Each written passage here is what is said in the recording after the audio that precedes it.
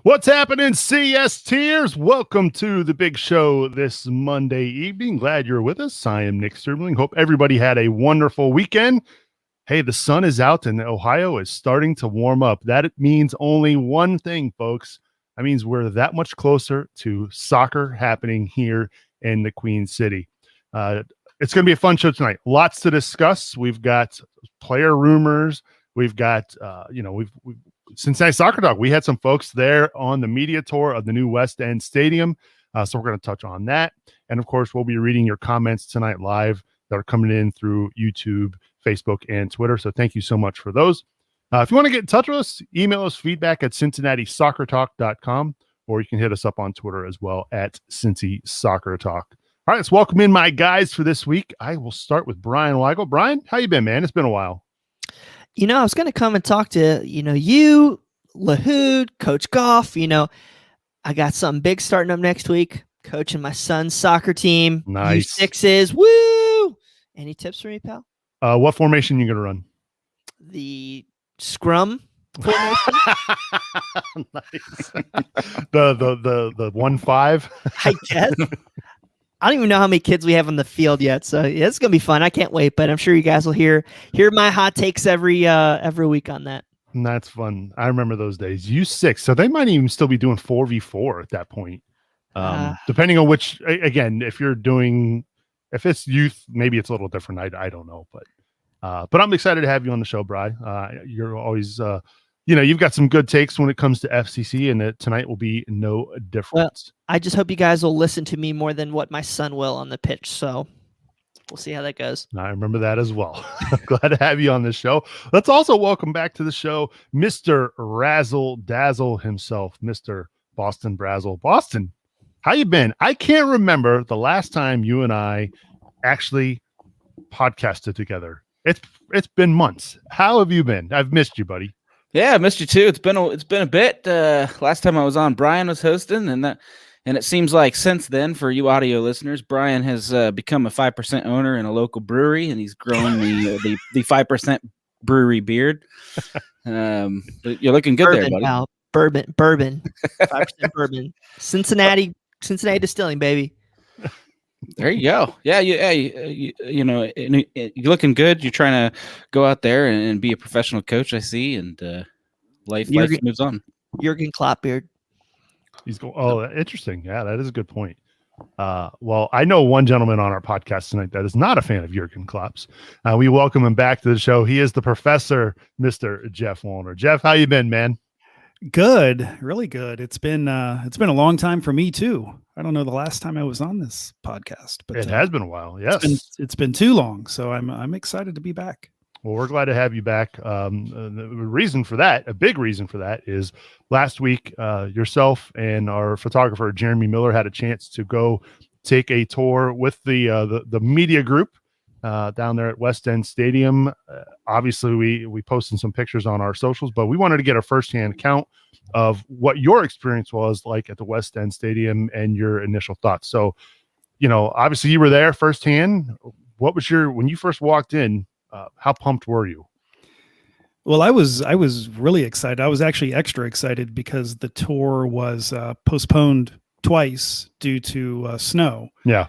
They had it scheduled the first time. We had a big snow, and then the very next week, the same thing happened. So finally got to go in, and unlike a lot of the local media, TV and print, who had already been into the stadium at least a couple of times, this was my first time stepping foot in there. So I was pretty excited. I was more than happy to put on the vest and the hard hat and the goggles, which is never fun. But yeah,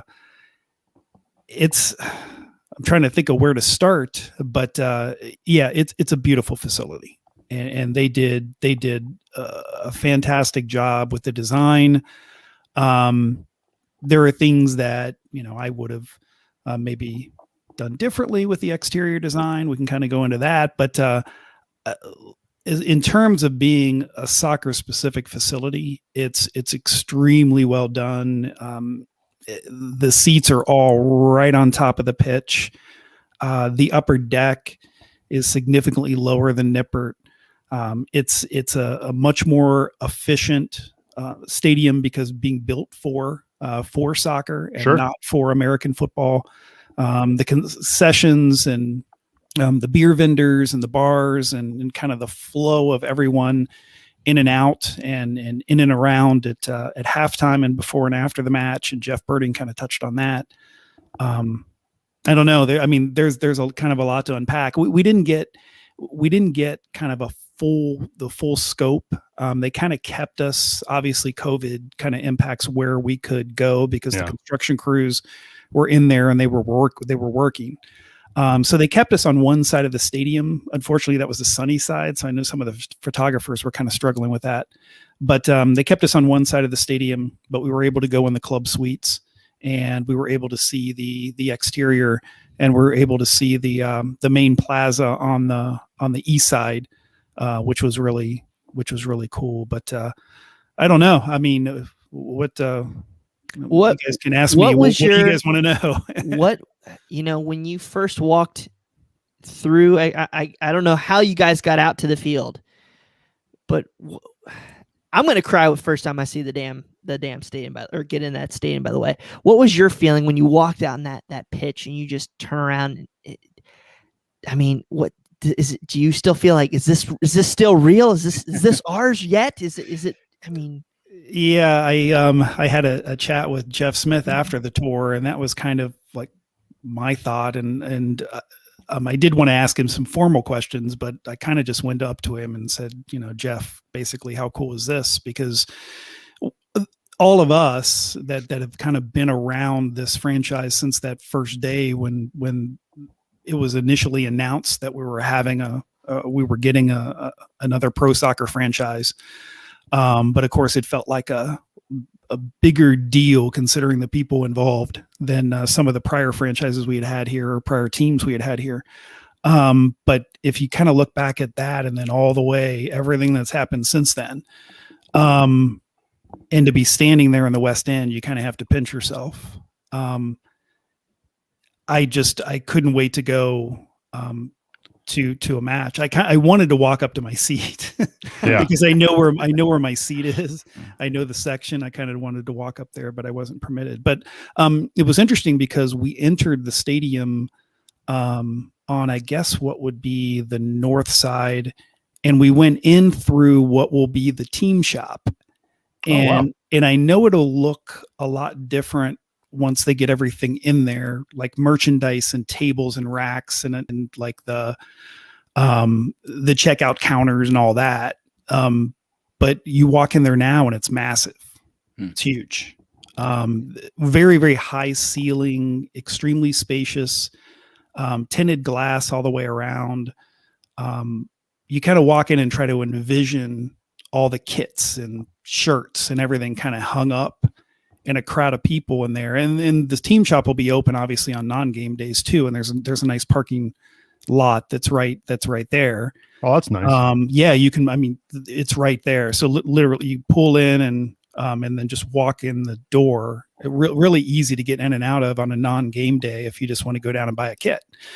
But it looks massive. So I'm really curious to see when they get it all loaded up and everything's moved in there, if it looks as big as it did when we walk through. But that's where we entered the stadium. Unfortunately, there was a cover on the pitch. I was disappointed by that because I was hoping to have kind of that full effect of walking in up the steps and seeing the green grass. You didn't have that. But we went straight through the team store, and then we went to the First Financial suite, which is going to be the German beer bar. Really cool. A lot of like pendant lights hung from the ceiling all over. So and they were all lit up, and a big brick wall behind what will eventually be the bar. Really kind of industrial looking, but you can kind of get a feel for a kind of a German beer hall in there. And then we exited that. Like if you were in there and you went back to your seat in one of the club seats, that's where we exited, and you go up steps, and then you go through the door, and then you see the field. So really, really cool. Cool. You know, Subs asked me to go to the stadium, but when he did, it was still a pile of dirt. So That's right. I want to give you a shout out there, Subs. So I think you got the better visit, Jeff, out of the two of us. No, I'm glad you touched on the First Financial Club. That's I think an area that's the first area that sold out in the stadium. A lot of fans. That's where my tickets are. Yeah, trying that out this year. I'm trying that out as well. See if I like it. Is it big? It looks like, can it support 2,000 plus people? It looks pretty large. It's difficult to tell, because you've got workers in there and you have ladders and you've got workstations, and so it's difficult to kind of get a feel of scale. But yeah, pretty big. The ceilings are really high. And so the lights that were hanging down were kind of way up above. But the brick wall was really cool. So yeah, it's neat to go in there at that. It's interesting. Jeff Smith said it's 93, and somebody pointed out that was an oddly specific number for him to say, but he did say, or no, it was Dan. I'm sorry, it was Dan Lally. Said that it was 93% complete, the stadium. So this seems kind of interesting. But as you walk around, you can see like a lot of little cosmetic details that are still left to be done. But yeah, but pretty large space. The concourses are big. The suites have the really high ceilings, as I said. And as you kind of walk around, you get a feel that there's a lot of space, even though it's a very intimate design, because you've got the seats that go right down to the field. I think most of the seats are within 15 feet of the pitch. So unlike Nippert, where especially in the Bailey, I've always called it a choir loft. because you sit up high and the game is below you. I always thought that was kind of ridiculous, but this is a soccer specific stadium. So that section comes all the way down to the grass. So I think you can actually see penalty kicks now. Yeah, right. Corner kicks and all that stuff. So I think the one thing for us, kind of looking at this, the stadium's probably not going to be a complete finished product by the time all of us get in there. But I still think, the amount of personality the stadium does have is going to be pretty impressive overall. I remember walking into the Great American Ballpark the first time, and that thing was just gray. Besides the seats, everything was gray and concrete, not very beautiful. So I'm excited to see what this all holds, and especially now because I got permission from Soups to review every bar in the stadium. Do you think that's going to be something I can do this year? It's going to be a lot of them. I gave you permission already. So, oh, dude, I'm going to need a ride home after every game. If that's what you want to do, go for it. I'll join you. I won't even write anything. We'll make this a video review. Oh yeah, absolutely. Jim asks a good question in YouTube. He says, can you ask him what his biggest disappointment was? Him being you, Jeff. What was and he follows up with as far as aesthetic, not including the grass being covered. No, Jim, that's a great question, and I do know the answer to that, because when the initial design came out, as we were approaching the initial design being released, I really felt it was an opportunity for them to create an exterior that was in keeping with the Italianate architecture in Over the Rhine and the West End, and something that would look more brick than steel and would look more traditional and kind of in antique versus modern and high tech. And I kind of commented at the time that I just hope, I said, I hope they don't drop a spaceship into the middle of a historic neighborhood. And they kind of did. Now, but I'll preface that with it doesn't appear as bad as I feared. For one thing, when you're inside the stadium, it's a very traditional soccer European kind of feel when you're inside the stadium. So you don't feel like you're in this state-of-the-art facility at all. And then outside, the East Plaza is all brick and cobblestone. And I think when they finish it, I think it'll kind of flow really nicely kind of into the neighborhood where you have a lot of brown brick.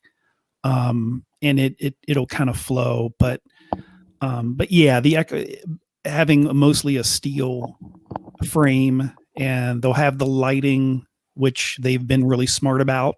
Their neighborhood consultation, they were really smart about making sure that the lighting was focused mostly on the east side, which is largely commercial buildings, versus residential, which is more on the west.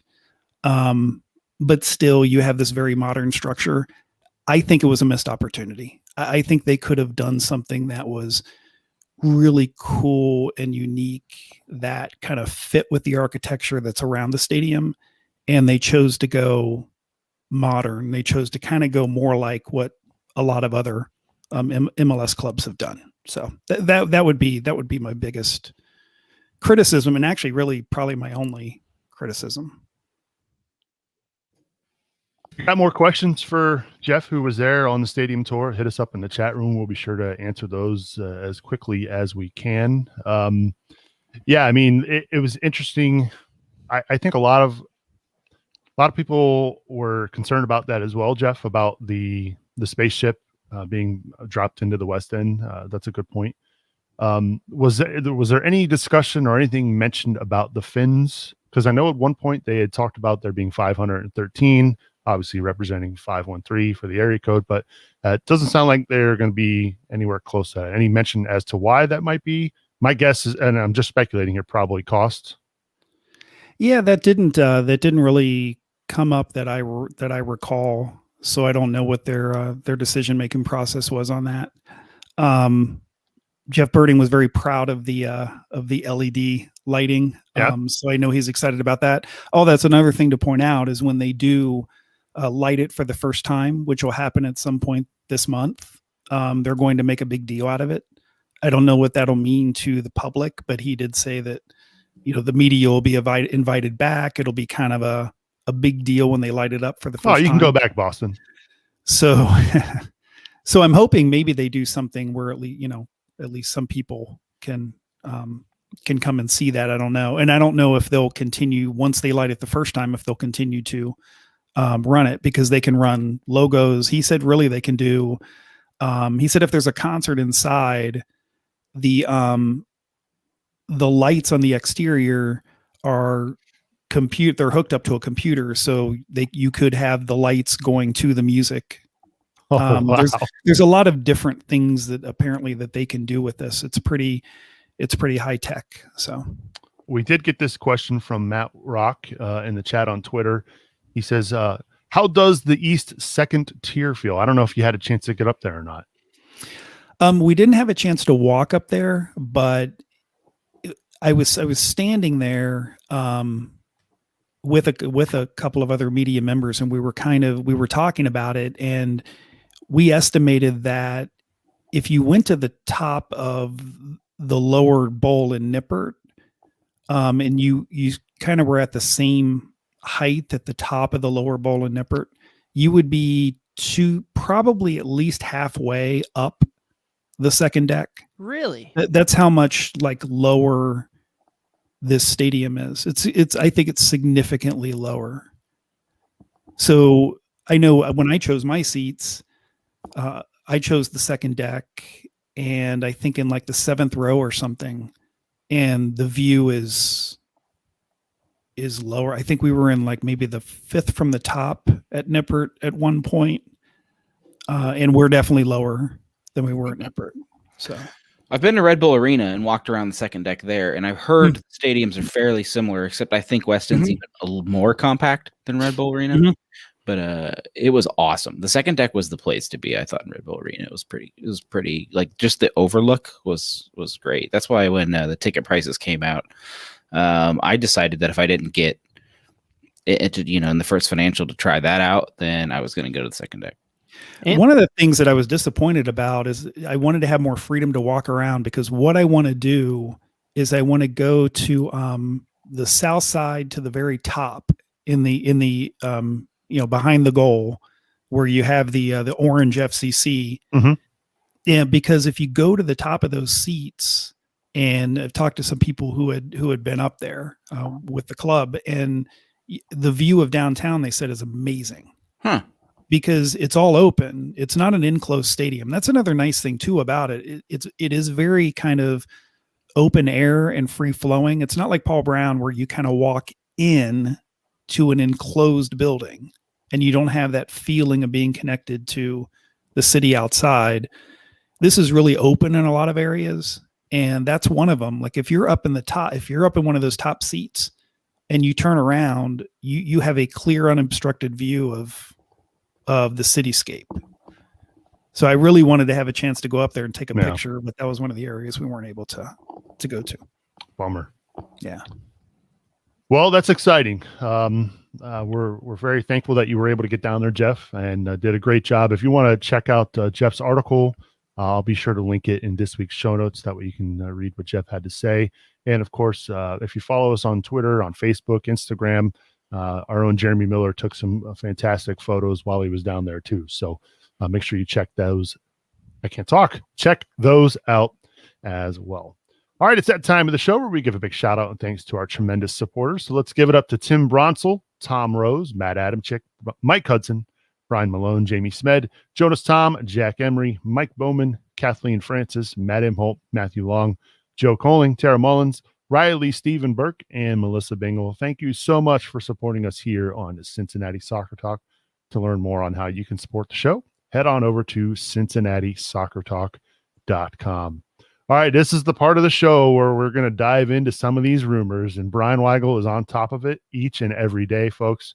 Brian, where do we stand right now? We've got some new names hitting the FCC Twitter sphere. I just don't know which way we're going to go with this first, man. No, it's been fun. This silly season's been wild, to say the least. I think reports out of Uruguay saying that FC Cincinnati is going to be in on a right back out of one of their premier clubs, Nacional. His name's Armando Mendez. Of course, we haven't reported it out of here yet. This is just a name we've seen that I believe said he could be on his way fairly soon, as Nacional's last match of the season's, I think, March 27th. So he looks like Hulk, man. The dude is absolutely top heavy, and it will be interesting to see how he plays. But yeah, I mean, he's a unit, I guess you could say. Boston, have you seen, this? Have you seen photos of this guy? Are you going to be able to? Shoot, I think the closest we've ever had is Patty Barrett, right? Yeah, like that's probably pretty close. Yeah, I remember standing in front of a preseason game when Patty Barrett was stretching, and like all of the people around me were just drooling over Patty. I'm expecting something very similar if this guy comes to FC Cincinnati. But he makes Patty look small. It probably does. How big Hulk looks. He's not Hulk. Jeez. No, he looks like a rugby player almost. So he's a Jaap Stam guy for sure, right? Jaap Stam. So built like a Dama Traore, like that, like a big. That's a pretty cool. Or is he? I think he has a smaller bottom half than a Dama smaller Traore. Bottom half. Maybe not as big. But Traore's 5'10", so he's not even short, but he's he's massive. His upper body is like not a soccer player. That's for sure. Shoot. So scouting on this guy, it's tough to scout. South America always for us, but we've reached out to several media members down there. Also, we have some scouting accounts that we are able to check out. Stats wise, video wise, we've actually been able to see some video on this guy. He's a defensive player. Yes, he can get up the field, but his crossing of the ball is not exceptional. And honestly, if you could go on Y-Scout or these other websites and just click on all crosses over the past 3 months, you will have a excellent 5-minute long blooper reel. But again, he's not a great passer of the ball. He's okay stats wise in the league down there, but I think he's definitely more of a defensive presence just from what little stuff we've seen so far. And I mean, he's done like he's I think in duels he's like top 10 in the league down there. So that's something we need, some guy that's going to go stick in on some defensive tackles and be tough to beat. I don't think we had many defenders that you could say that about last year. So I'm interested to see if this does pan out. Him versus Matarrita, I think you're looking at two completely different style players. Oh, for sure. I think one thing, just from watching the few clips I was able to see of him, physical is the word you would use. Like, he is not afraid to pick up a yellow card. He's not afraid to put a tackle in. But he has been one of the leading tacklers for Nacional in previous competitions. So yes, he loves the yellow card as well. So I think he's had like 7 this second half of the season, maybe. really, That's Room right. with Frankie. Here you go. Yes, that would be good, though, wouldn't it? Yeah, teach Frankie to get a little nastiness in him. yeah. So we haven't confirmed this. This is still reporting from I believe down in South America. But how confident are you feeling about this type of move? A scale of 1 to 10. Not whether it's going to happen, but would I like it if it would happen. Would you stake your entire reputation on it? I mean, I think, yeah, I'm always wanting more offensive players than defensive-minded players, but he does have really strong pace. He is able to get up the field, and but again, like I do like that nastiness. I do like somebody who's going to get tough, be tough on attacking players. So I think it's okay to have a guy like this on your team, especially if you get to a point where you really need to shake things up and throw an offensive player back there. You got Zico, you got Joe Zhao, so I think he's a good piece to have. All right. Is he a guy that can play? Is he a guy who can play a full 90, or is he somebody that can change a match off the bench, or what do you look? What would he? Got to bring up the profile here now. I think he did have quite a few games where he was playing the full 90. Let's see, his last out of his last 7 matches, I think he played. He was subbed out twice in those matches, but he's still gotten like 80, 81, 96, 76. Okay. So he's definitely been there quite a bit. All right, because the Traore analogy, Traore can't stay on the field for very long. So. Well, if this guy picks up yellow cards like we think he will, he won't either. He won't. Anyway. And I think that's part of the reason why he got. See, Yop should have. Yop approved signing. No, he's an exciting, different style player that I don't think a lot of us are used to seeing here. So, So last week on the show, we asked this question to Michael Hood about Kyle Scott. This is a name that we were talking about last week. It looks like he is now in town and will be trialing with FC Cincinnati, Bri. Yeah, I think you've seen Laurel report it. You've seen Pat report it. We've had our club sources say that that he'd be coming into the club. We didn't know what it was about. We heard signings like where Newcastle wants like 90% of his sell-on fee. Today, I think, is reported out of one of the papers over in Newcastle that it would be a free transfer. So he's going to come over here apparently for preseason as a trial basis, and we'll see how he fits in. I don't know if he'll be a senior roster spot or if he'll be a supplemental roster spot, but I think this is the type of guy FC Cincinnati needs to go out and bring in. He's highly thought of out there. Yes, he hasn't made the jump to a full Premier League, I guess, appearances wise, but he seems to be a good player, has a chip on his shoulder. He's an American, so he keeps that domestic roster spot. So even though we have a lot of box-to-box defensive midfielders, I think it's a guy that would be, you'd be okay having him just because of, that domestic spot and cheaper salary. And he has played some 10 out there, so he could be your backup 10 if you get into a pinch. So I think this is the type of signing I want to see Gerard Niekamp make every year. Just like a guy like this, who has a lot to prove. He's 23 years old, and he's gonna, he's looking for an opportunity, and that's what you want. You get anytime you get a young, hungry player, and it's a low risk venture, you probably should take a flyer on him. But I agree. I think it's a really interesting move. It's definitely gonna be a guy to keep an eye on because it's really interesting how he could impact this club. And we'll see what happens with Frankie. We've been told by several club sources they're not moving him. They've been in the media saying they're not moving him. So I guess I'd lean on that front right now. But is this a guy that is the heir apparent to Frankie in a year? If he, I think it's a good chance. So.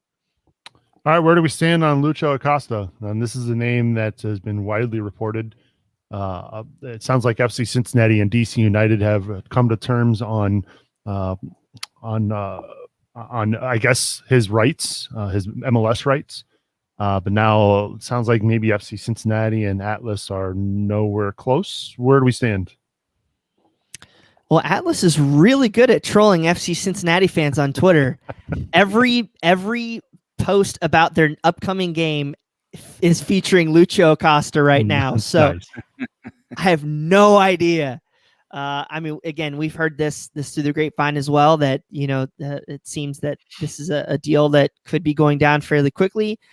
But it's been hanging out there. So I don't know if there's another person out there, or if they're Atlas is wanting more money or not covering enough salary to make him potentially a TAM player at Cincinnati. I'm sure we'll hear more about that. I would hope we hear more about that by the end of this week. But I don't know what has all been said out there. I know there's some people higher on Lucha than others.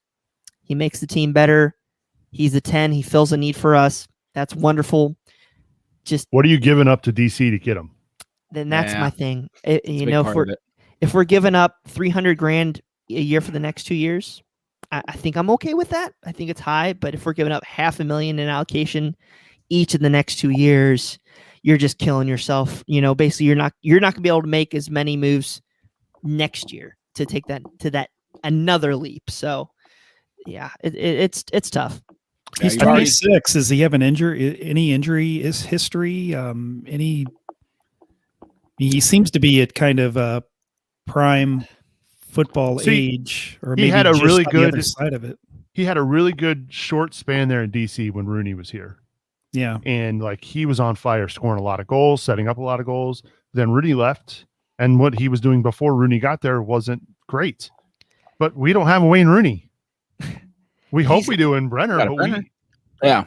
31 games in 3 seasons, 33 another. So he's played a lot. He's going to be a good player. I think he's a mid-tier, a mid-level 10. I don't think he's an elite 10 anymore in this league. I think he could still be very good. He has that upside.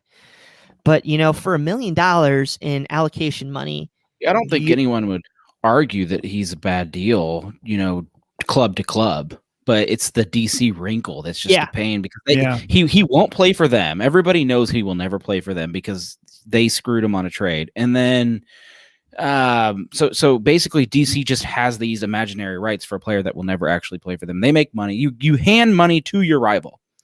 And then if you hand money for next year, we've already traded some of next year's money to New York. right. So that would make the second player you have now sent next year's money to, and you're starting to really handicap yourself there. it's enticing though. I mean, you're opening a new. The thing is you're opening a new stadium this year.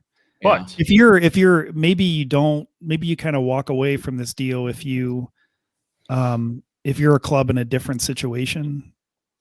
I'm just or throwing that out Jeff, there. or you wait till the summer when the European transfer window opens up again, and you don't have to pay GAM or TAM. Well, it's not TAM anymore, but GAM to another MLS club to acquire their rights.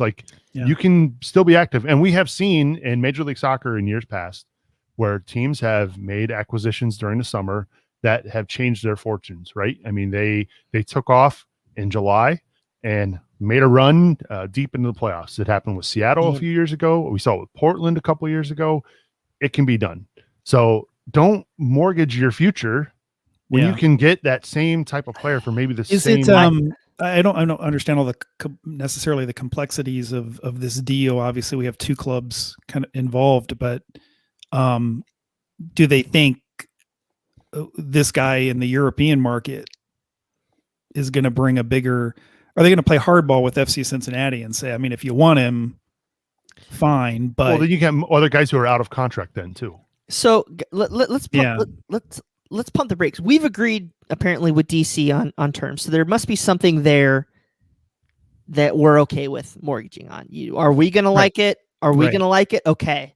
It's the Atlas element that now. The Atlas side is if he was making $2 million a year and he comes into us making $2 million a year, he's a DP, and maybe we want them to cover part of that DP. Maybe Maybe we don't want to give him as much of a fee. I mean, there's a lot of things out there right now. FC Cincinnati, from reports, seems that we're okay with that transfer fee in league. So we'll see what flexibility that leaves transfer wise or trade wise with DC, but then also transfer, because if we bring him in as a DP, that's going to limit us in the future as well there, where maybe we want him as a TAM player, bring in another DP, and then also have that card hanging out there with Locadia. What's going to happen to him in the summer? So does Acosta fill the biggest need? Yeah, I think a 10's the biggest need. Yeah, so he's right there, and he fills the biggest need. Well, yeah, that's still up in the air, right? We don't know what Luciano Acosta we're going to get. Are we going to get the one that played lights out in DC for a brief amount of time, or are we going to get the one who is struggling at Atlas? I see what Jeff's saying though. Like, we need a 10. Season starts in a couple months. Are we going to get one better than Acosta? I think you have to bring in a 10 now, because I don't want to have that issue with, okay, let's say hypothetically we're sending Locadia out in the summer, and then we still don't have 10. So now we're going to have to bring in 2 DP level players in the summer and then get them acclimated. It's a big ask again. So that's what I think there's a point where maybe Atlas knows what we're kind of waiting on, or I guess we don't have the ability to wait on. So there's tough. A lot there. It's a lot there, and I don't envy Gerard in this situation. Yeah, I'd be curious to know what those figures are between DC and FC Cincinnati. Yeah. Do we want to go there, Bri? Believe in Gaston. Yes. All yes. right. Wow, I really got high pitched voice. Yeah, you put did. this in your skeptical bucket if you're a listener. All right, so fill us in. Okay, this is absolute-ish, I'm sure. But like right before the show, and this is what I love the show for. I can talk about this stuff. Jurgen Locadia on his cryptic Instagram, like always, put out a picture of him and Gaston in their PSV days right before the show tonight. And I'm just like, believe in Gaston again. Please believe in Gaston. I take Gaston, even though he's been sitting on the bench for the past 12 months. I love him over Lucho, because I think, we've talked about him before. High quality player, talent there, big body player, not, Lucho's been seen in this league that you've been able to mark him out of games. I think having a player like this, is a game changer, kind of like a PT or like a Pop, who, this is a guy that has that next level, that, you can't believe. It's so tough to replicate in Major League Soccer. Yeah, it would be great to dip into that well again this year. If to strike out last year and to maybe pull it off again this year, that'd be pretty cool. Yeah.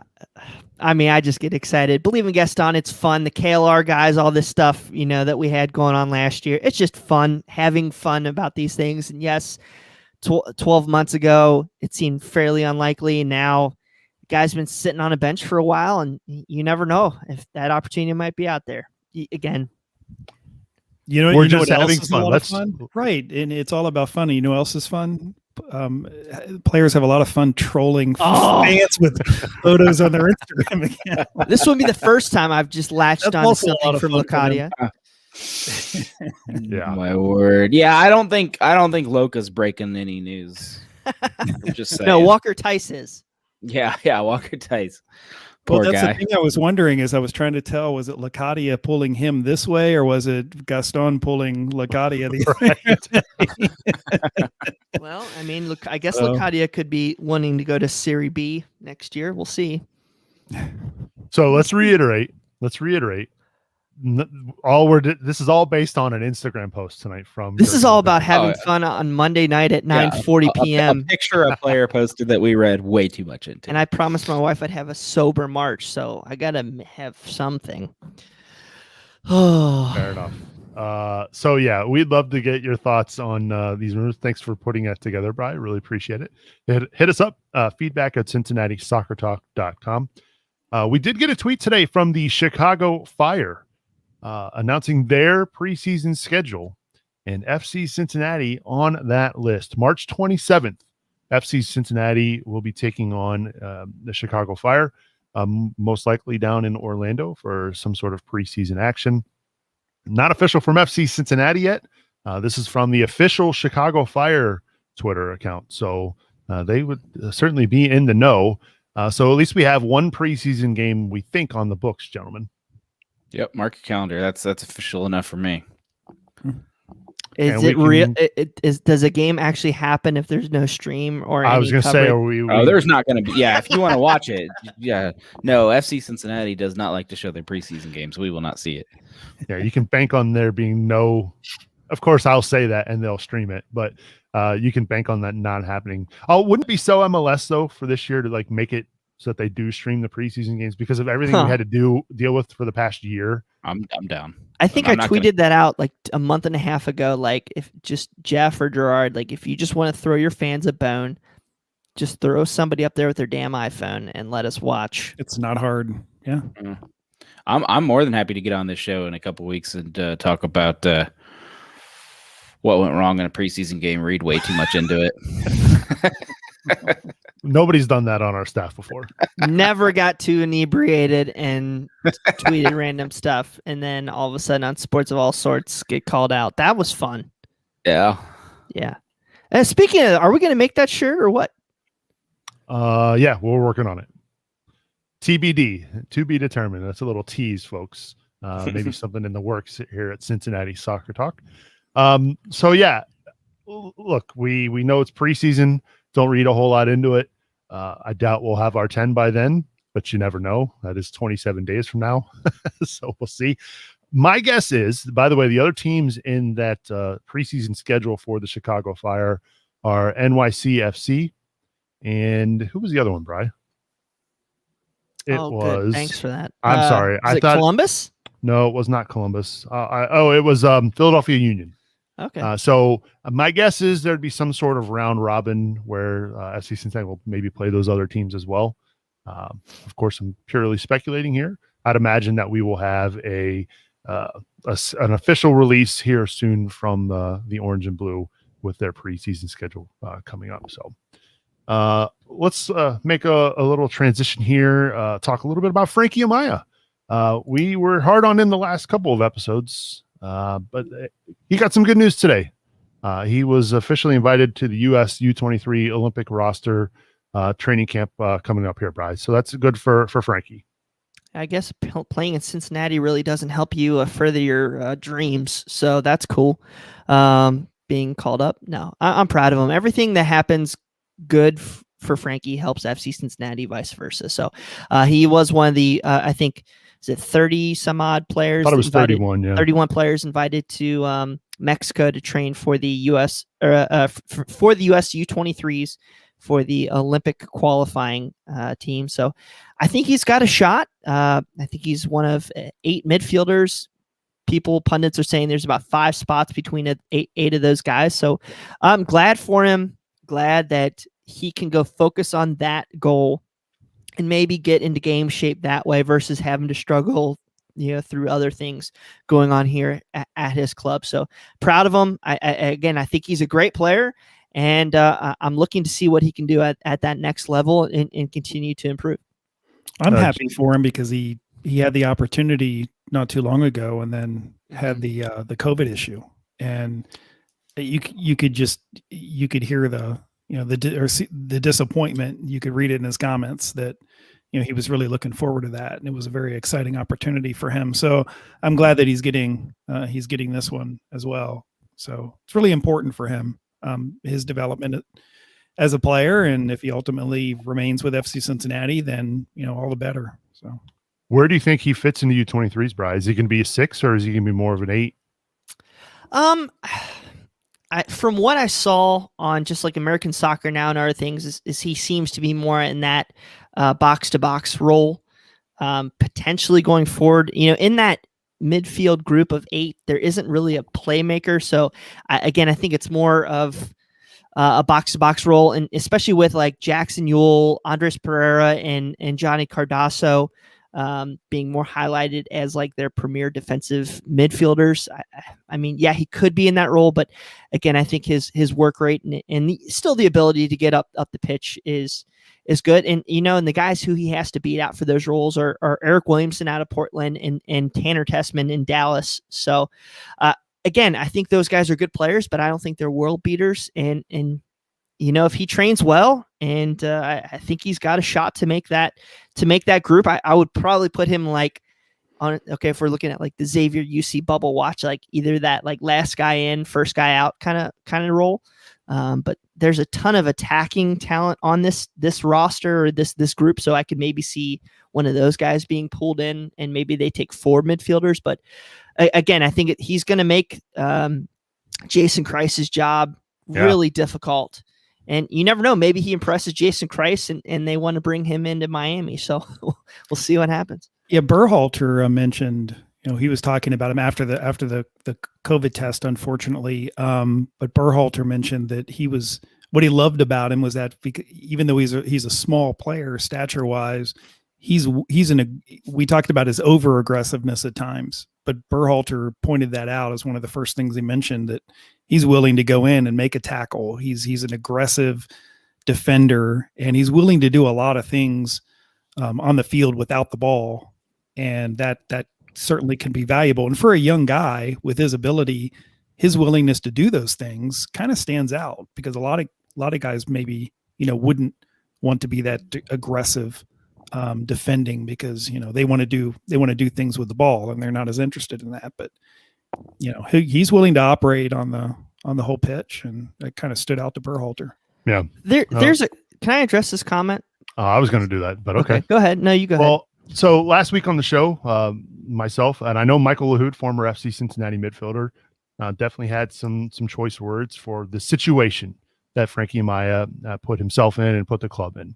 I think that's what we here at Cincinnati Soccer Talk were critical of. I don't think we were critical of his play on the field, other than we want to see more production, more assists, more goals, especially if he wants to be playing further up the pitch. There needs to be evidence that he can do that. So I'm not saying that we were critical of his play. This is a comment from Mio. He says, someone on the national team appreciates Frankie's quality more than you were sounding last week. Nice that you all changed your tune on a 20-year-old. I'm not changing my tune on how he went about trying to get out of Cincinnati. No, that I have a problem with. That I have a 100% problem with. Don't go to the media, and you are under contract. Yeah. But as a player on the field, I have no issues with his playing ability. He's still only 20 years old and is only going to get better. There's very little to criticize about his play. You can find things, but there's some stuff. Okay. But he's 20. He's going to get better. I think kind of where I was headed is what I didn't like, and I was looking for the quote, and maybe one of you guys can find it. I couldn't find it quickly enough, but I didn't like where he talked about, because I heard from a lot of people that, well, Frankie wants out because FC Cincinnati isn't winning. Well, that's not what he said. And he didn't say, I'm tired of losing. He didn't say the team isn't progressing toward their goals. His quote was, it was I and me. He said the team's not like, I'm going to need to find the quote, because it was clearly he was far more concerned about what his individual situation was. And that kind of struck me, because it kind of speaks to an issue. Because I would much rather have Frankie Amaya come out and say, I'm tired of losing. Okay, much respect. That's not what he said. It wasn't about the team. It was about him individually. And you have to wonder, okay, if the team was winning, would he feel any differently? Because his comment made it sound like he wouldn't. He would still be personally, and maybe he would be happier. But it was a very individualistic comment. And for a player that was just drafted a couple years ago. who's still a really young guy. I've been around sports for a long time, and you hear young players make comments like that, and you're like, whoa. He's played a season and a half. Played a season and a half. He's done very well for a guy who's played a season and a half, who's been a young player on a tough team. There are deficiencies in his game. The guy has not proven to make the right decisions moving the ball forward. He's a very neutral or negative passer. He's never been a positive passer, and he's never been able to link that play on the half turn. So there are things that he's acting like, we can say a diva or, selfish player. He's doing those things, and while he's done well for a young player and a U23 player, he's done well. He's not Olympic roster. He's not that top end player that should be demanding those things yet. All that aside, I actually think this national team call up will improve his mood or his status. I think this is something he's been wanting for a while, and he might have even thought, just thinking out loud here, he might have even thought that Cincinnati was holding it back on a national team call up stage, and now that he's gotten that twice, twice, and this time it looks like he'll be able to go and take part. I think that will help. Plus, he will come back, and maybe the team is a little bit more put together when he comes back, and we can just plug him in again. We want to root for him. We've addressed this on our show. We've addressed this on Coach's show, on things that we like to see out of Frankie going next year. What we want to see him going next year is basically being that link forward to the 10. We haven't seen him as the 10. I mean, I guess, quote unquote, we've seen him in a attacking role, but wasn't great. I don't know. I want to root for this guy. I've been a strong advocate of keeping him, just because I don't think I don't think you play a young player for 2 years and then throw him out for somebody else to benefit from. He's going to hit his prime here in a couple of years, and you have built him up. So why would you throw him out for somebody else? He's a part of the foundation, if not a key part of the foundation for this club and what this club is building. So by no means would I trade Frankie Amaya. And honestly, I don't care how unhappy he is. That's the job of the coach. That's the job of the club, to work with Frankie Amaya and figure out, okay, there has to be a give and take. That's the tough part of being a coach, and you've got to work it out with a young player, and you got to find his spot, and maybe you do some ego massaging. Maybe you give some tough love. I don't know how you handle it. Everybody handles it differently. But no, as soon as a guy complains, you don't start calling clubs and say, oh, we got to trade this guy, especially a guy you just drafted 2 years ago. No.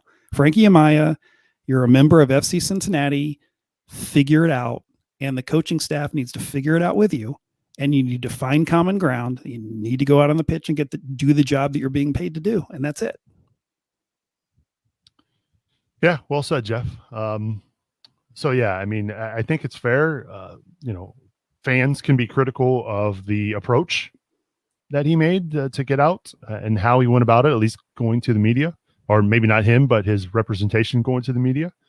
I think that's totally fair to be critical of that approach. I also think that, there's still a lot of development that needs to be done on his end.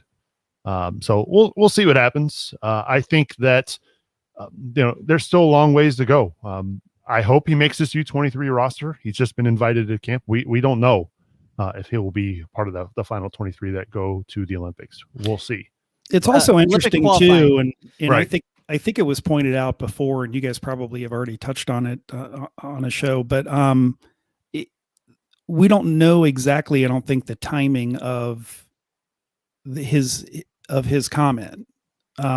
It was kind of hard to kind of determine when it was said and when kind of the unhappiness peaked, or when that whole situation surfaced, because it seemed like it was before Brenner was signed. It was before a lot of the latest additions were made to the club, and so it seems like maybe things have changed, and we just don't know. But it seems like his comments seem to have come before a lot of the positive things kind of have happened this offseason. So it's really hard to tell like kind of when that all took place. So yeah, we'll see. We'll hopefully everything works out for all parties this upcoming season, both for the orange and blue and for Frankie Amaya.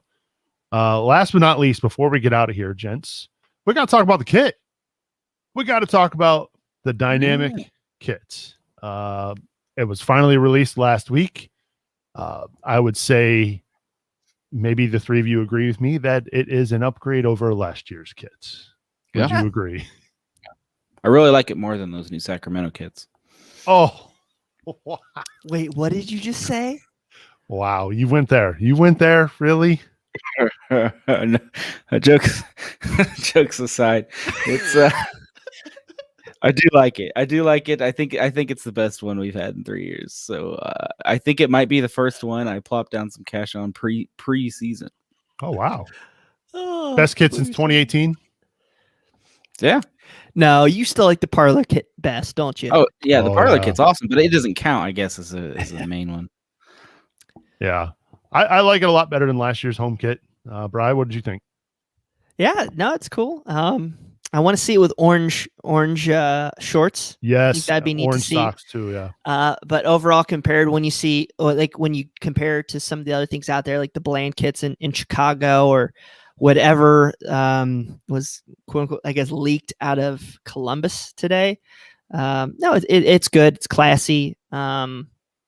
Yeah, I mean, it fits what we are, and I'm anxious to see what really happens. I guess when we're saying next year is when we're having our really first truly unique kit. So we'll see what happens. But yeah, good job, Adidas. Finally, next year we'll be getting 2 new kits and a new away kit and a new home kit too. So, right. Jeff, were you on board? You liked it? yeah, I really liked it. I'm curious, and I saw this brought up by a few people on social media. I'm curious to see what it looks like on TV. Because in the photo, it looks really cool and you can make out the blue and the orange stripes. But I wonder if on TV, it's just going to look like a plain blue jersey. So it'll be interesting to see how the cameras kind of pick it up. But I love it. I think it's really, really cool looking. So a lot of my friends in England really liked it too. I saw a picture of it in a car and I actually liked it better.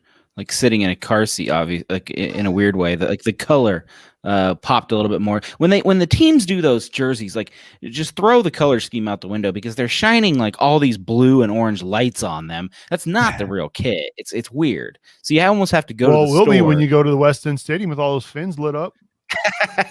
Jeff Birding held one up at the stadium tour, and it so in just natural light, it looked really cool. Yeah, I agree. Now that I've seen it, like but under stadium lights and on TV cameras, I don't know. But yeah, no, I agree with you. I don't know about those. Those pinstripes are small, right? So they're really thin. Yeah. Let us know in the comments what you make of the kit. Feedback at CincinnatiSoccerTalk.com. Boston did make a very poor taste of a joke there a moment ago. No, it was actually legendary, but yes, but no. sad, right? Unfortunate. It does. So the news dropped late on Friday night. Major League Soccer with a very late dump of a big news story on a Friday night. Go figure, right? Sacramento's Ron Burkle, who was the owner putting the money, financing that new MLS team out there, is not involved anymore. And so now there are big questions remaining on whether or not Sacramento will continue as a Major League Soccer franchise, expansion franchise. Sad for Sacramento, right? I mean, they were high on the list before we came to the scene in USL, and this was big time news late on a Friday night. Boston. I don't know. Do you think Sacramento can pull it together? I don't know. It's a strange bid anyway. You're kind of. I like their bid because they're a lot like us. They're only in the conversation because of fan support. I don't think the economy there is crazy strong. You're talking about, you remember if you go back and listen to those old CST episodes where we were comparing cities and all that. I think back then we pointed out Sacramento had no Fortune 500 companies. I was always worried about sponsors, naming rights. I felt like that was going to be an issue for them no matter what. So, but I did like that they're a fan supported team. I think that it's a really cool project that, transforming that rail yard that they're at, and everything about it's hard not to like. I mean, it's just, even their logo, everything about them is really cool. And so you want them to succeed. Despite my joke earlier, I really did like them coming in the lead. I think they, in a way, from a fan perspective, deserve it more than a Nashville or some of these teams that just kind of walk in with money. And unfortunately, money is now what has undone them. And I don't know. I don't know if in a global pandemic you get another billionaire to sign on for that project that doesn't go to a more sexy city, if that's okay to say. And we don't want to rule out Sacramento, right, Brian? I mean, there's still a chance maybe something could happen. It's not let's be real too. Ron Burkle's not the best, does not have the best public image right now. So let's be aware of all what's going on there. And you never know. I do say this though. It's like, we had a podcast with the Indomitable City guys right before like the MLS announcements of who's getting the expansion bids, and right before like St. Louis fell through originally. And I think you need Cincinnati, you need Sacramento in the top level of soccer in this country, personally, to me, because I mean, they're great fan bases. And I do think that there's enough support if there's enough support in Columbus, there's enough support in Sacramento. And I think they'd be a great fit into this landscape. I mean, those guys, every lower level club for the past 6, 8, whatever years it's been, has modeled themselves after Sacramento. And to not have them like realize their dreams, I think is just crushing to American soccer. I saw today that Ben Gumpert, their president, stepped down, and I don't know, what to read into that. He said it was necessary for the club to move forward. He said he's still confident that an investor will come forward, but yeah, he stepped down and seemed to be pretty emotional about it. But he said it was, he felt it was necessary for the club to move forward. I don't know what that means, but Bummer. I mean, think about, what I thought about when that happened? I thought about us. And I thought about us being on the cusp of MLS and having it all kind of fall apart. Yeah. And it kind of made me, even with, the struggles the club has gone through the past couple of years, kind of made me feel that we're lucky that we have the ownership group that we have, and that we ended up with the situation that we have, because here's a similar situation and it's falling apart. So, but we saw St. Louis rebound. St. Louis rebound, and they're in now. And I think Sacramento ultimately will, but it's kind of I'm sure a lot of people are kind of scared right now. So yeah, I'm the opposite take. My money's on it not happening, but that's only because I think that if they leave, well, I guess I should say this: if it doesn't happen soon, then I worry for it. Like I think they need to bounce back quick, but that's just my take. And then I think MLS is just going to start looking elsewhere. Yeah. Yep. Josh in the chat room on Facebook says, "Let's get a Vegas team for the sake of a fun road trip." Oh boy! Here's what I'll say about Vegas: domed stadium, built for with soccer in mind as well, and a city that is blowing up with professional sports teams. You got the Golden Knights in the NHL doing really well. And the Raiders, they are, I know they didn't have any fans there this year because of COVID, but that city they are excited about having the Raiders there. So, well, to a point, that hockey team, it's locals going to those games. Yeah, it's not the tourists. So, I mean, I'm sure tourists are, but yeah, I think there's definitely some. I'd love to see a team in Vegas. I'm with you there. CST road trip, not even road trip, more like flight trip. For sure on that one. So we'll see what happens. We hope for the sake of Sacramento fans that they are able to get that squared away, and they are able to stay as a MLS franchise or expansion franchise here in the near future. But bummer news to get super late on a Friday night. That was definitely not that would have rocked my world a couple years ago if that was us.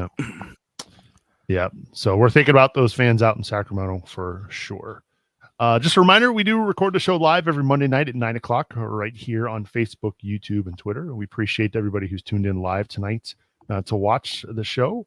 If you are watching the show or listening to the podcast after the fact, make sure you rate and review the show on Apple Podcasts. You can do that by going over to CincinnatiSoccerTalk.com/Apple Podcasts. Leave a rating and review. It really does help the show grow each and every week. So we thank you for doing that.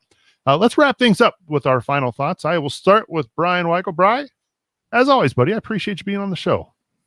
Yeah, man. Excited to be here in what seems to be the longest off season or the longest couple years in FCC land.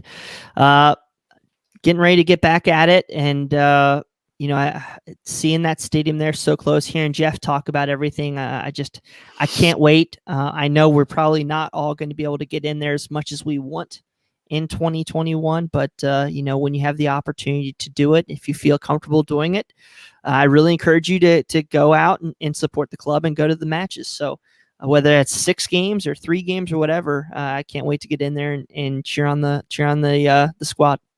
Absolutely, and appreciate you being on, Brian. Thanks, pal. Let's head over to the professor, Mr. Jeff Wallner. Jeff, we got any final thoughts as we head out of here? Appreciate you being on the show. Yeah, no, just that it was great to be back, and thanks for inviting me back. But no, I don't have any big final thoughts or anything. Nothing profound. Excited about the new stadium and excited to see if I'm somewhere in the upper hierarchy of season ticket holders and I can see a match sooner than later.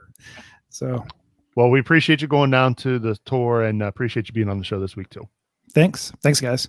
And last but certainly not least, Mr. Razzle Dazzle himself. Boston, you got any final thoughts before we speak to you in 2022 here on this show? Hey, it might be a while. I'm going under the knife this week. I don't like to talk about myself, and I like to be the happy guy. But I've had a string of bad luck here lately, and so I am going to take a small break from CST stuff. So if you don't see me around, it's all right. I'll be probably out for a month or so, maybe less on Twitter because I can't stay away. But or Reddit. Yeah, just think of me or Friday. Wall Street bets. Yeah, there you go. Send your prayers up. Yeah. Well, if you would, just think of me on Friday. Friday, I'll be getting some nasty cancer removed from my shoulder. So. Love you, buddy. Yeah, we do love you, buddy. And we're thinking about you. We've been thinking about you for a long time here at Cincinnati Soccer Talk. And we're thinking nothing but the best for you this week. And let us know if you need anything from any of us. Yeah, I appreciate it. Hopefully it's luckily, I mean, on the lucky side, it's operable and we'll get the sucker out. And I told my doctor that I better be ready for soccer season. So good stuff, Boston. I appreciate you. We'll be thinking of you, man. Absolutely. All right. My thanks to Jeff and Boston and Brian for joining us this week. I don't have any profound final thoughts either, other than just wishing you well, Boston. And for those folks who are listening to us, we thank you for downloading the show.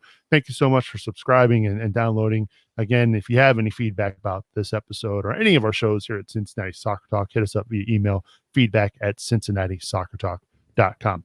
So for Brian, for Jeff, and Boston, I'm Subs, reminding you to watch your tackles, and we will see you all next week.